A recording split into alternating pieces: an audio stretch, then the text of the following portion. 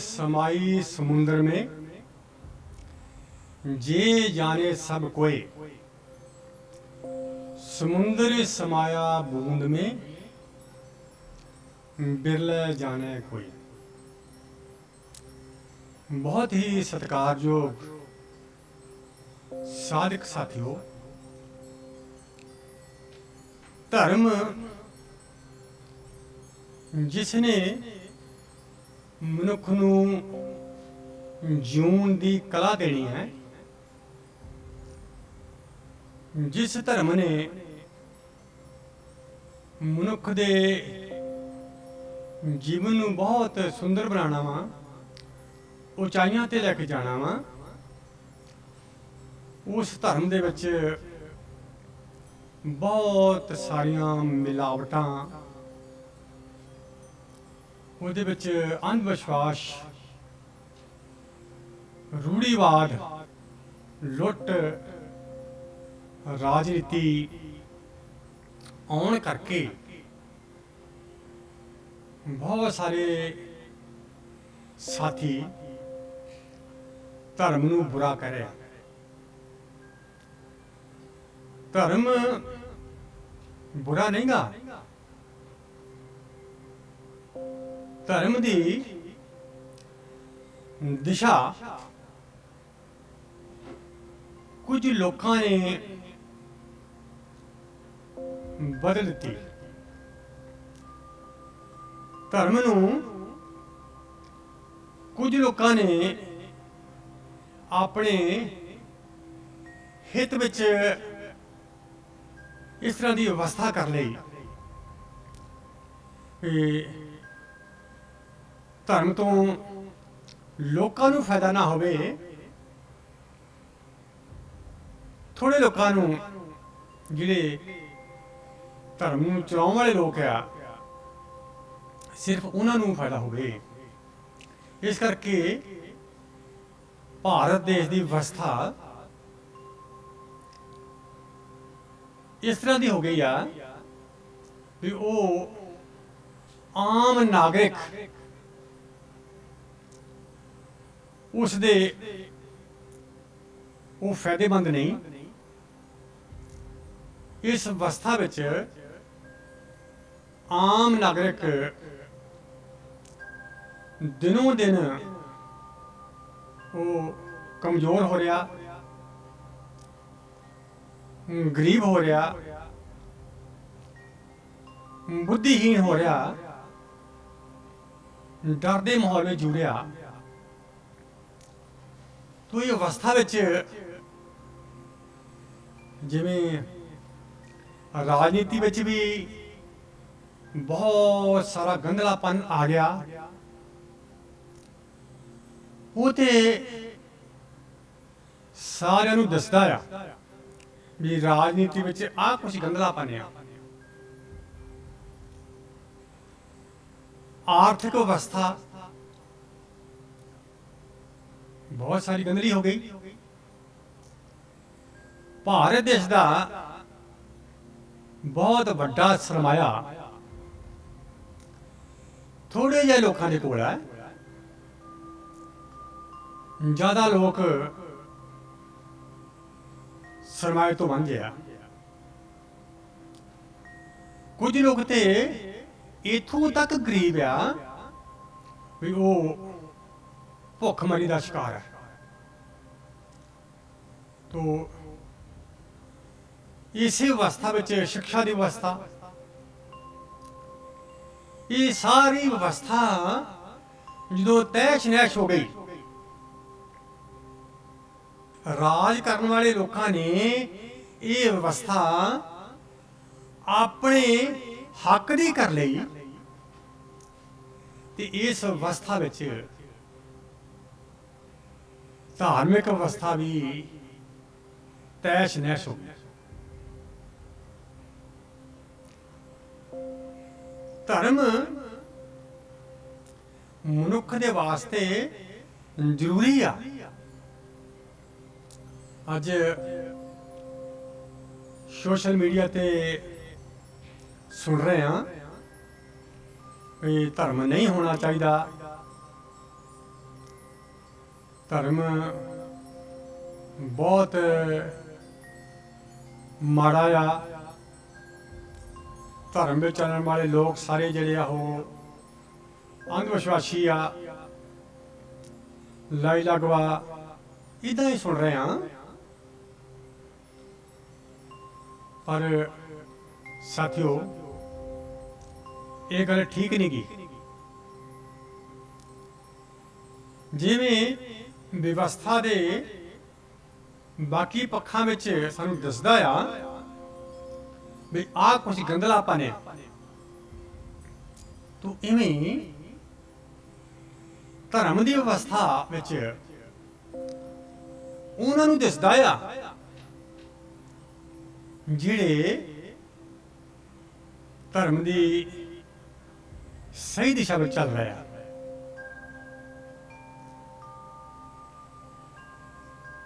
धर्म के रस्ते ते चलने लई जरूरी नहीं है भी कोई बिल्डिंग होवे, ये कोई जरूरी नहीं है। उन्हां बिल्डिंगां दे नाम असीं दिते आ वख-वख तरह दे, ये कोई जरूरी नहीं है भी कोई इमारत होवे।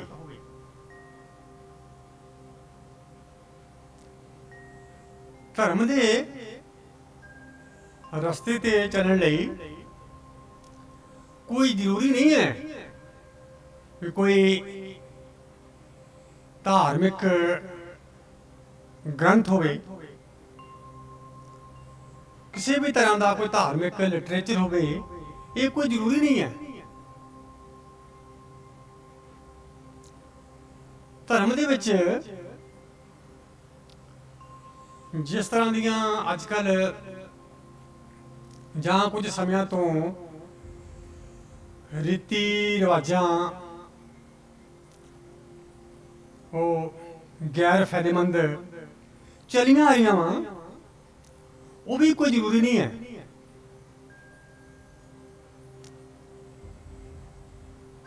धर्म मनुख दे निज नाल संबंधित है, निज नाल। जिथे समूह इकट्ठ आ उथे राजनीति है। धर्म अकले अपने जीवन तक पहुंचना, अपनी चेतना तक पहुंचना। तो अज खास तौर पे भारत देश की अवस्था सारे पासों गंदली हुई पई आ ते धार्मिक अवस्था भी बहुत गंदली हुई पई है। तो असी सारे बुद्धिजीवी सूझवान सज्जणा ने इस अवस्था नूं समझ के इते किदां दा काम करना है। एक ते मेरी बेनती आ भी धार्मिक व्यवस्था विच असी अपने अपने ईश्वर, अपने अपने भगवान, अपने अपने देवते जिहड़े आ असी वंडे होए है ना, वो इहदा ना करो, वंड ना पाओ।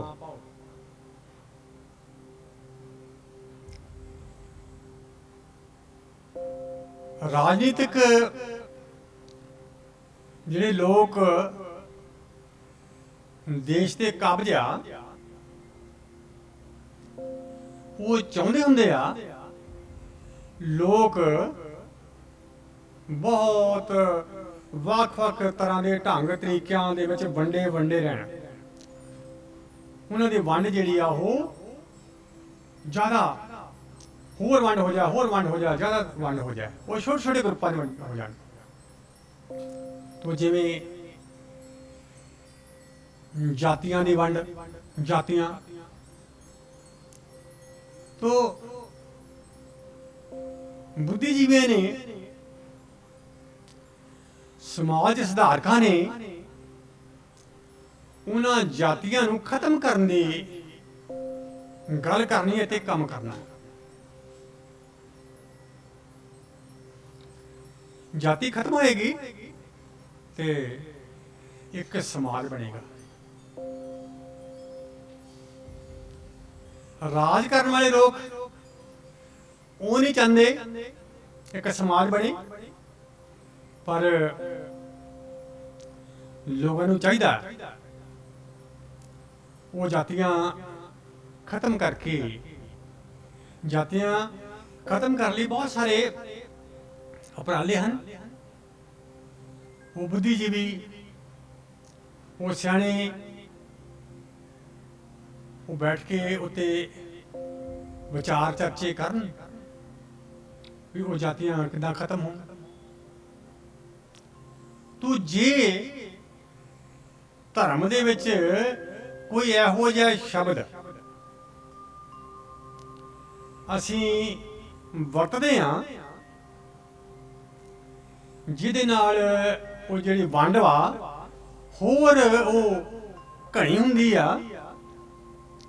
ते उही शब्द जिहड़े आ वो साडे नुकसान करदे आ।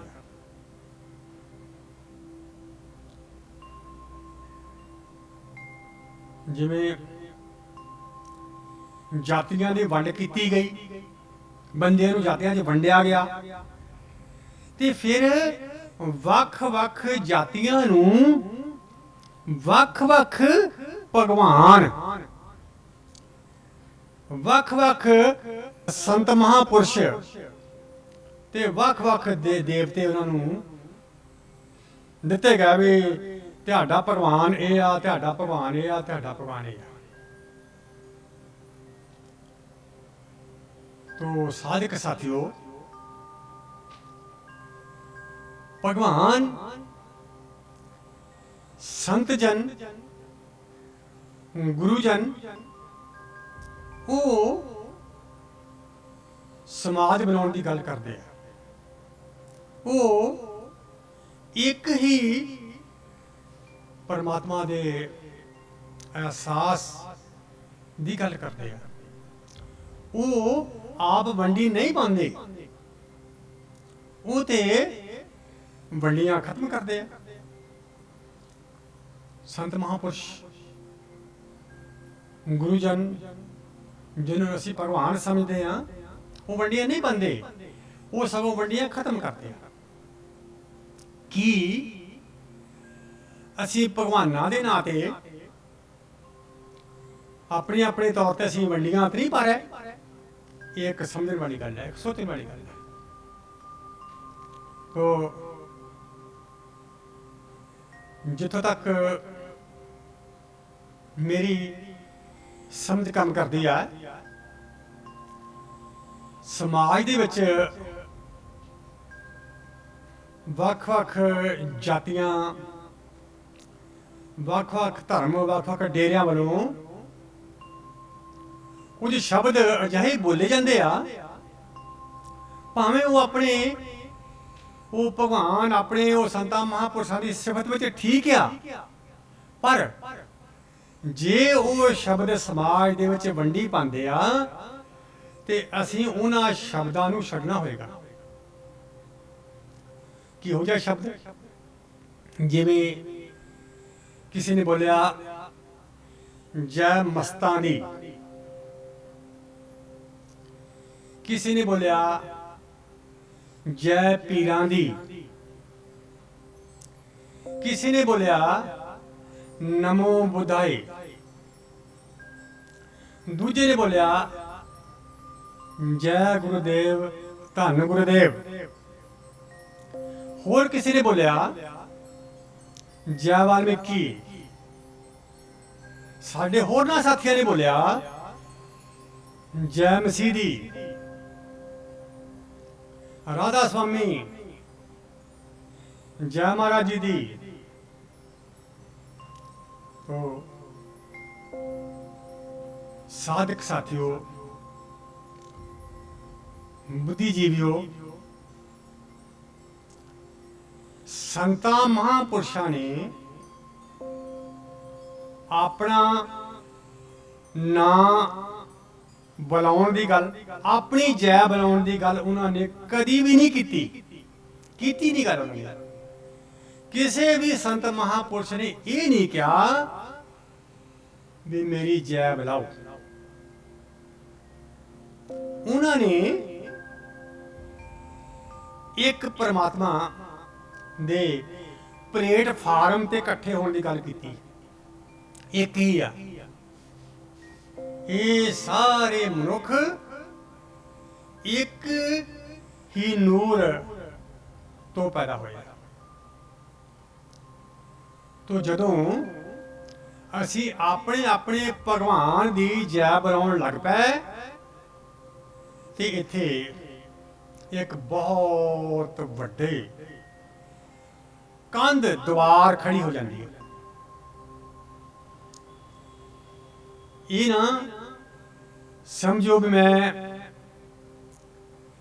किसी भगवान नूं बुरा करना है जां उन्होंने कोई जबरदस्ती रोकदा आ। एक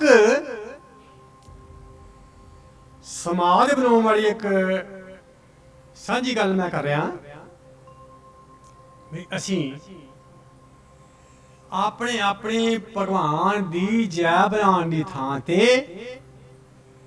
जो उन्होंने विचार दिते सी, जो उन्होंने समाज लई देश लई लोक हित विच काम कीते सी, जो उन्होंने मनुखता लई मार्गदर्शन किया सी, असी उस रस्ते ते चलना वा। ते जे असी अपने अपने भगवान दे शरीरां नूं फड़ के जय बुलाते रहे ते इहदे नाल भावें साडी जिद जिहड़ी आ ओह पूरी हुंदी आ, पर साडा बहुत वड्डा नुकसान हुंदा, बहुत वड्डा नुकसान हुंदा कि असी सारे जिहड़े एक भाईचारा वां, एक परिवार वां, वो ते असी वंडे जाने आ, असी ते ओह इकट्ठे हो ही नहीं रहे। ते असी ये ना सोचिए साडे भगवान वड्डे आ, दूजे ये ना कहण मेरे भगवान वड्डे आ, तीजे ये ना कहण साडे गुरु वड्डे आ। सारे संत महापुरुष एक समान हन, बराबर हन। उन्हां सारियां ने ही एक दे अहसास दी, एक होण दी गल कीती आ। ते साडे ਵੱਖ-ਵੱਖ शब्द बोलण नाल दीवारां खड़ियां हुंदियां ते ओहदे नाल साडा बहुत वड्डा नुकसान हुंदा आ भी देश ते राज करने वाले लोग, शासक लोग, उन्हां दा राज प्रबंध, उन्हां दा शासन होर लंबे समय तक चलण लई असीं सहयोग उन्हां दा करदे हां। जदों असीं ये शब्द वंडी पाउण वाले शब्द बोले ते असीं अपना ही नुकसान करदे हां। असीं राज करन वाले लोकां दी जिहड़ी भावना वंडी पाउण वाली आ, उन्हां दी उस भावना नूं होर शह दिंदे आ ते ओहदे नाल असीं होर कमजोर हुंदे हां। इस वक्त भारत देश की व्यवस्था हर पक्ष तो बहुत ज़्यादा खराब हो चुकी है। कुछ सियाने लोग ये कह रहे आ भारत देश हुण चंगे बंदियां दे रहन दे काबिल नहीं रहा। वो इसी करके है भी जे असी जातियां च वंडे हाँ, असी धर्मां च वंडे हाँ, असी कुछ इलाकियां में वंडे हाँ, असी कुछ रंग रूप च वंडे हाँ, लिंग औरत पुरुष इदां दी वंडियां वा, वो वंडियां सारियां खत्म करन लई उपराले कीते जाण। सारे विचारक बुद्धिजीवी इकट्ठे हों तो इन्हां विषयां ते अपने अपने विचार दे के इत्थे काम कर। जिथों तक मेरी समझ काम करती है, असी ਵੱਖ-ਵੱਖ तरह ਦੇ अपने संतां महापुरुषों के शरीरां दे नाम बोल के सगों उन्हां दी बेअदबी करदे, उन्हां नूं छोटा करदे। जिहड़े संत महापुरुष उस परमात्मा तक पहुंचे वो परमात्मा ही हो गए, आत्मा तो परमात्मा तक पहुंचे ते असी उन्हां नूं सिर्फ शरीर समझिया। जिहड़ा शरीर पृथ्वी तो ही मिलिया सी मुड़ के इसे ही समा गया ते असी अपने भगवान नूं शरीर समझते हैं। तो साथियों, भगवान संत महापुरुष रहबर गुरुजन उन्हां दा होना, उन्हां दा वजूद शरीर तक नहीं हुंदा, उन्हां दा होना, उन्हां दा वजूद मन तो भी थले, भावनावां तो भी गहरा, चेतना तक हुंदा है। ते जदों असी उन्हां दे होने नूं शरीर तक जोड़ दिंदे हां ते असी सुते सिद्ध उन्हां नूं सगों छोटा करने की कोशिश करते हैं। एक छोटी जी कहानी सुनी सी। एक देश का राजा भारत देश आया ते उन्हें पता लगा भारत देश विच बहुत गहरे पहुंचे हुए फकीर संत महापुरुष हैं। ते उहदे मन च आया भी मैं एक पहुंचा होया संत अपने देश में लेके जाना। ते उन्हें भारत देश में ढंडोरा पढ़वा दिता भी राजा आया आ, उन्हें अपने देश में एक फकीर नूं लैके जाना, अपने दरबार में लैके जाना, बड़े मान सम्मान नाल रखना वा ते जिहड़े फकर जाना चाहते आ वो राजे दे कोल जाके अपना नाम दसन। ते बहुत सारे संत महापुरुष गए पर राजे दे पसंद नहीं आया, जचे नहीं। तो राजा सोचता आ कि भारत देश की महिमा आ भी इत्थे संत महापुरुष पहुंचे, पर पहुंचा संत महापुरुष मैनू मिल नहीं रहा।